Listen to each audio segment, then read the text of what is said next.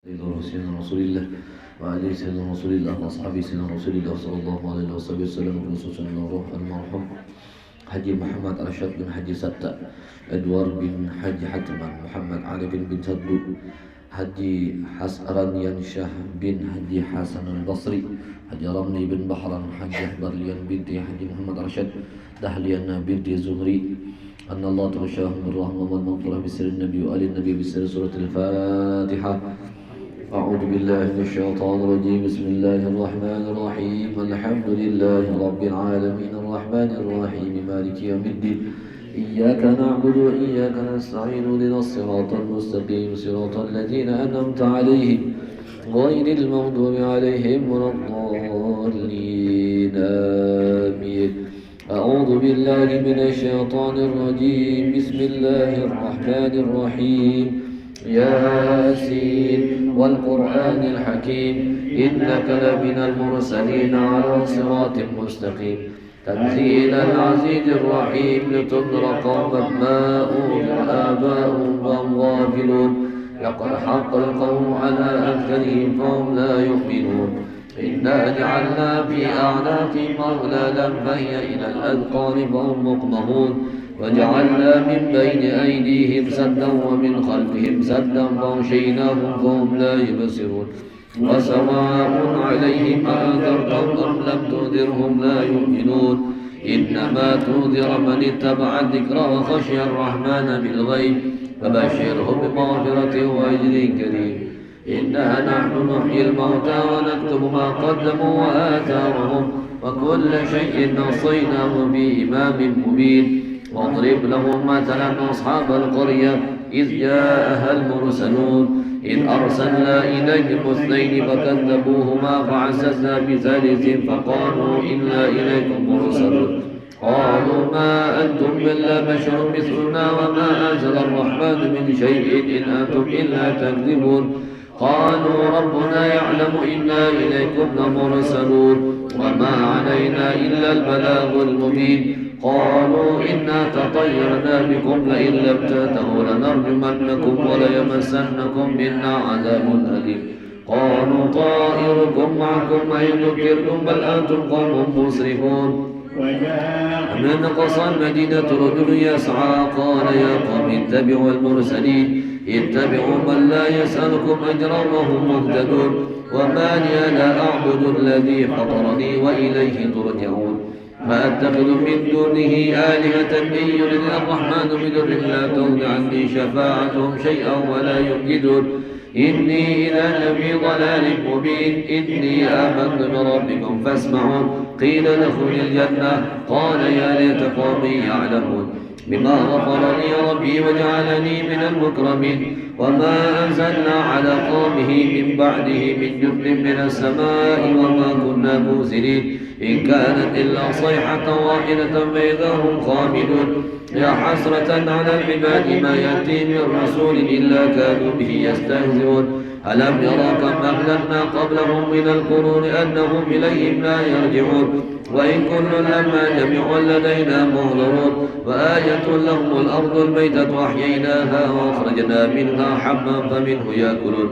وجعلنا فيها جنات من نخيل وأعناب وفجرنا فيها من العيون ليأكلوا من ثمره وما عملت أيديهم فلا يشعرون سبحان الذي خلق الأزواج كلها مما تنبت الأرض ومن أنفسهم ومما لا يعلمون وآية لهم الليل نسلخ منه النهار فإذا هم مظلمون والشمس تجري لمستقر لها ذلك تقدير العزيز العليم والقمر قدرناه منازل حتى عاد كالأرجل القديم أن تدرك القمر ولا الليل سابق النهار وكل في ملك يسبحون وآية لهم أنا حملنا ذرية في الفلك المشحون وخلقنا لهم من مثله ما يركبون وإن نشاء نغرقهم فلا صريخ لهم ولا هم ينقذون إلا رحمة منا ومتاعا إلى حين وإذا قيل لهم اتقوا ما بين أيديكم وما خلفكم لعلكم ترحمون وما تأتيهم من آية من آيات ربهم إلا كانوا عنها معرضين